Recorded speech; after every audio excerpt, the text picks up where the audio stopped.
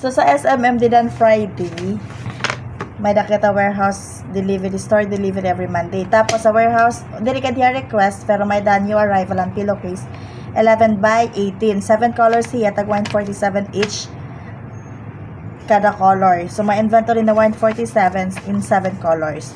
So, didi sa OLM, may done nila mga new promos and posting sa online gihap and jackets, tapos mga services sa ads and promo, mostly on Christmas na hiya.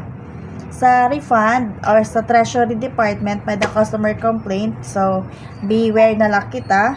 Wrong placement of logo, tapos wrong sizes of shirt and print, tapos may the iba nga item damage hiya or like diri na gana it item na gipapadara, especially pag order basis hiya.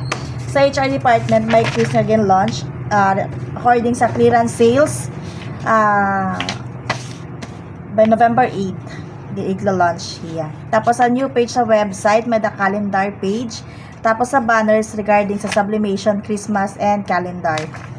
Tapos sa save reply sa ROM, may the tolo, square memo pad, crystal plaque, tapos inflatable neck pillow.